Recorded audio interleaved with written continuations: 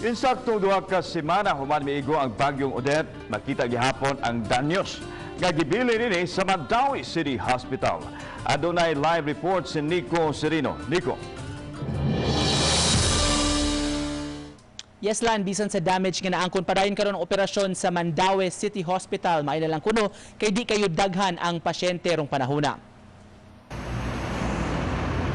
Timaan sa grabing kakusog nga hangin dala ni bagyong Odette kining nahitabo sa Mandawi City Hospital. Maaninaw gihapon ang kadaot nga namugna labi na sa parte sa ilang atop ingon man kisame. Nangalangkat ug nalusno ang bahin niini. Atol sa pag-igo sa bagyo, matud sa mga personnel, maayo na lang kay di kayo daghan ang pasyente. Usa sa grabing naapektuhan dinhi sa ospital ang ilang triage area kundi una nga dadon ang mga pasyente ug masusi ang ilang mga sintomas ug mga gipamati sa lawas. Sa pagkakaron, gumikan nining damages nga naangkon adto una ang triage area sa emergency room sa ospital.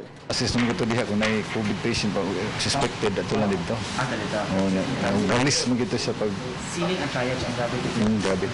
Temporary mo gito siya nga musig design as tent lang ba. Sa sulod sa ospital, daghang lawak ang apektado. Kung mag-uwan ug mutulo ang ibabaw, magamit na lang sab sila og balde.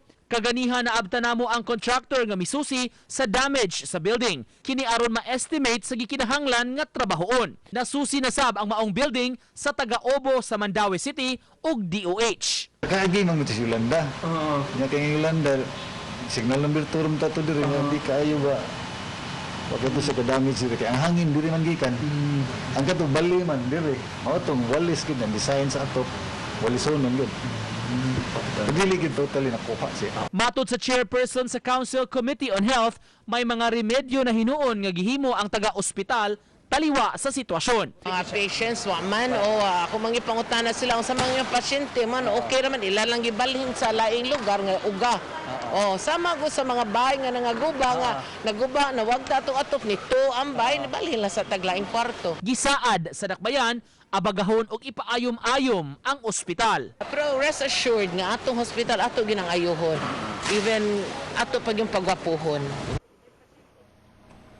Kung ang Committee on Health ang pangutan-on lando na sa suhestyon nga magtukod lang og bag-o nga hospital building diha gihapon sa maong lugar sa City Hospital tungod kay accessible kaayo kini sa mga Mandawihanon. Lan?